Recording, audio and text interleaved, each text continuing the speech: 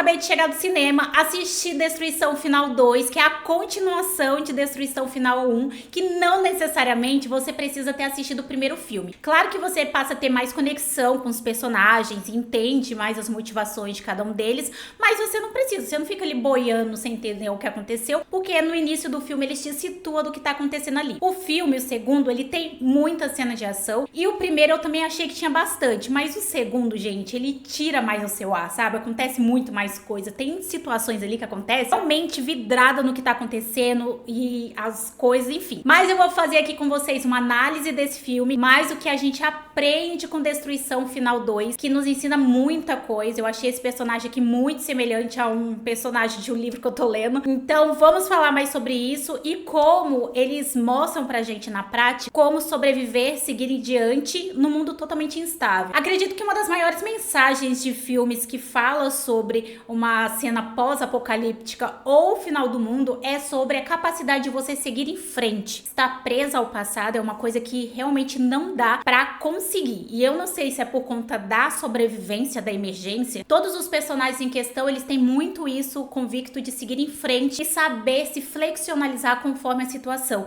Não são apegados necessariamente a terras, nem a casa, não que eles não lamentem. Eles seguem diante, passo por vez e as coisas vão dando certo. Então, a primeira lição que a gente já vê ali nos primeiros minutos de filme é sobre seguir em frente. E às vezes o apego, ele é uma coisa que ele é enfatizada por pessoas muito apegadas. Mas o desapego também, ele é algo que pode ser aprendido, é algo que pode ser trabalhado. Inclusive, logo quando eu comecei a trabalhar com coisas de desapego, assim, de me desapegar a muitas coisas, a primeira coisa que eu fiz foi dentro de casa. Eu comecei a pegar coisas que eu não usava, coisas que eu tinha em excesso, apegos desnecessários que eu tinha há muitos anos, que não tinha utilidade nenhuma, e acabei doando e optando por uma questão mais minimalista. Não porque eu não quero muitas coisas, mas é uma forma da gente se controlar, sabe? Sim, manter o impulso em dia, porque você fala, tá, eu, por exemplo, tenho um bloqueio criativo se eu estiver na bagunça. Então eu me apego a isso para que eu evite comprar coisas desnecessárias e acumular muita coisa. Assim, a maior falha que eu tenho atualmente é coisas de desenho, mas tirando isso, as outras coisas eu sou mais de boa. Outra grande lição que a gente vê nesse filme é como eles trabalham com o que eles têm. E aqui nosso protagonista, ele tem a família, a esposa dele também compactua muito com essa ideia de que nós temos que manter a família unida e sobreviver juntos. E não é o local que eles estão, eles vão trabalhando com o que eles têm, as pessoas vão aparecendo, oportunidades vão surgindo, eles vão ali fazendo amizades, ligações com outras pessoas e até chegar no destino final que eles têm. Até determinado momento desse filme aqui, a gente descobre que tem uma possível terra prometida, que era onde ali o maior impacto que teve na terra, naquele lugar ali poderia ter ar puro e água limpa, porque eles não tinham mais o ar puro por conta de todas as coisas que entraram ali dentro da nossa camada de ozônio. E aí o ar, ele tava assim, tinha lugares que era pior, tinha lugares que era melhor, mas a radiação também era muito presente, inclusive um dos personagens acaba se afetando por questões de radiação. Então a gente vai vendo assim que eles vão trabalhando com o que tem. Às vezes o que tem, às vezes não é nem uma boa saúde, né? A gente vê esse protagonista aqui que tá ali passando por uma situação, ele não estava na sua melhor forma, na sua melhor saúde, mas ele estava trabalhando com o que ele tinha e fazia dentro do possível dele, sabe aquele 1% a mais? Eu não sei, eu tinha visto recentemente um vídeo deles falando, se você acabar o seu dia e você conseguir fazer 120% o seu máximo, mais do que o seu máximo, você zerou o dia. E gente, eu já compactuei com essa ideia. Hoje em dia,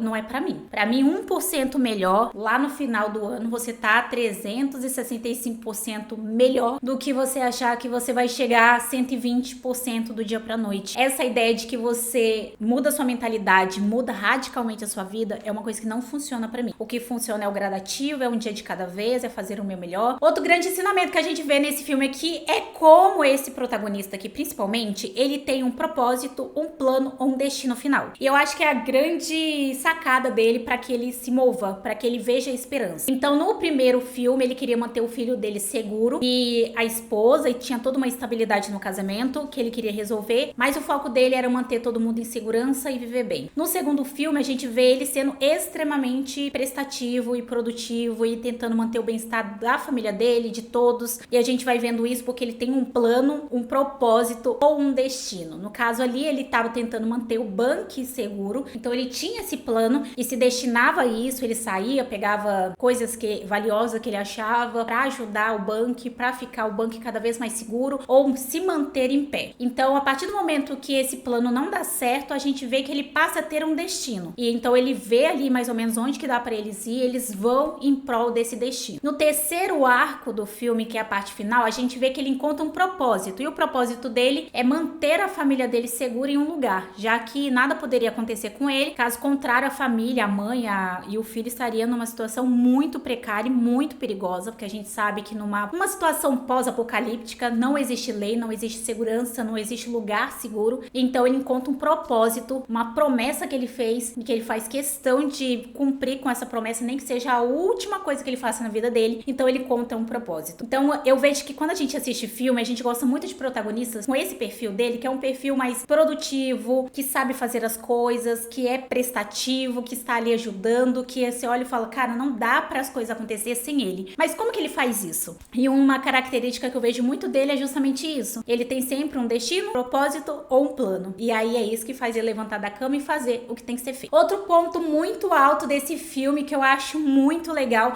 é a flexibilidade que eles têm, tanto de se mudar, que eu citei pra vocês no início do vídeo, como também de se mudar, encarar alguma situação, se eles precisar virar à noite, mudar o estilo deles, mudar o pensamento, criar novos planos. Essa flexibilidade favorece muito, principalmente em um cenário que existe grandes mudanças. Aí você fala, tá, beleza, Luli, mas onde entra isso na nossa vida? Nós não estamos vivendo uma situação pós-apocalíptica. Mas, gente, flexibilidade no mundo de hoje é maravilhoso, eu acho que em qualquer contexto, porque a estabilidade, ela é muito uma fantasia, digamos assim. Por mais que a sua vida esteja estável, você acha que ela vai ser assim, do jeito que ela é, pra sempre. Provavelmente daqui 5, 10 anos haverá mudanças. Provavelmente pessoas sairão da sua vida, novas pessoas vão chegar, às vezes pessoas partem, às vezes você tem que mudar de casa, de cidade, de trabalho, ir pra lugares que você não quer. E flexibilidade ajuda muito nesse processo. A resistência de não mudar e não querer que as pessoas mudem é tão prejudicial, e a gente vive num mundo onde as pessoas são convictas. Elas têm uma ideia, elas são convictas, elas brigam com outras pessoas por conta das verdades que elas têm. Mas e se mudar? E se não é? E com o tempo você perceber que talvez era extremo demais, e é justamente essa extremidade que dificulta muito. Eu lembro que eu li em algum lugar que quando a pessoa ela é muito extremista, isso não é prejudicial pra quem tá fora, e sim pra quem tá dentro. Quando você fala uma coisa com muita extremidade, se acontecer alguma coisa na sua vida e você fazer o que você tinha uma opinião muito extrema, provavelmente vai ser muito mais difícil pra você lidar com seus próprios erros ou com as suas próprias ações. Então, flexibilidade é muito bom. Você não precisa compactuar com o que você não aceita, você não precisa fazer o que você não tem vontade, mas você precisa ser flexível pra encontrar oportunidades e brechas e alcançar seus objetivos. E assim, como falar de uma situação pós-apocalíptica e não falar sobre não ter apego àquilo que já passou? E assim, você fala, beleza, o cenário pós-apocalíptico eu acho muito legal, até mais do que a situação do desastre, porque você vê um mundo totalmente diferente. E o nosso mundo, ele pode mudar, né? A gente vê muito em filmes, eles dão uma acelerada mais nessa situação, colocando uma situação desastrosa, onde simplesmente não existe mais escola, não existe mais trabalho, que existe a sobrevivência, e a gente acha isso tão distante da nossa realidade. Mas, pessoal, quantas vezes a gente vê pessoas, e até nós mesmos, são tão apegadas a coisas do passado, e coisas boas, coisas ruins. Tem pessoas que elas não esquecem nada e carregam como se fosse uma caixinha, sabe? Sei lá, a mala da Mary Poppins, e tudo que acontece, tudo